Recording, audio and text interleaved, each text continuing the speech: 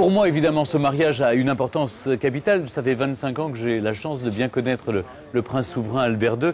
Et je vais marier catholiquement quelqu'un que j'aime infiniment, que j'estime et que je respecte. Donc forcément, il y a un investissement personnel.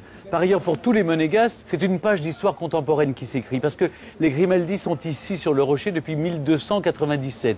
Et eh bien, ce mariage, c'est une promesse d'espoir pour l'avenir. Ça permet d'abord d'avoir un héritier légitime et dynaste qui seul peut garantir la pérennité des avantages et des privilèges des monégasques. C'est un mariage que nous allons vivre, qui est à la fois certes protocolaire, historique, mais aussi convivial, chaleureux, familial. On dit que c'est un couple assez rock'n'roll d'ailleurs.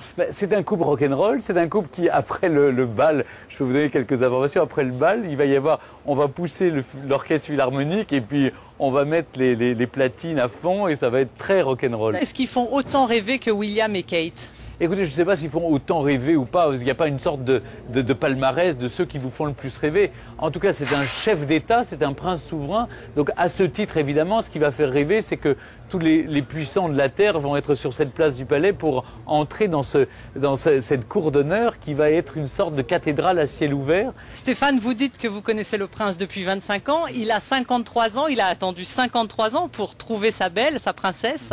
Qu'est-ce que Charlène a de spécial selon vous? Ce qu'elle a de spécial, Charlène Wittstock, je vais vous dire, elle est naturelle, elle est spontanée, elle est très directe. C'est une femme qui a un mental d'acier, c'est une sportive. Donc elle a le sens de l'engagement, du dévouement, du dépassement de soi.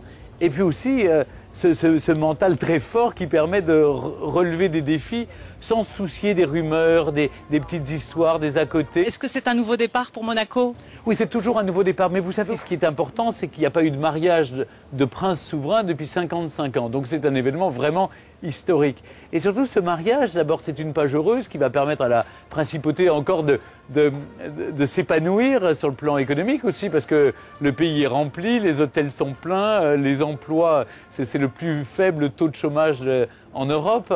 Donc voilà, il y a ça, mais il y a aussi pour les Monégasques, c'est un moment heureux qu'ils ont envie de vivre avec beaucoup de simplicité et en disant leur amour à leur prince. Une fête populaire, Stéphane, que vous allez commenter en direct. Merci beaucoup pour cette interview. Merci à vous.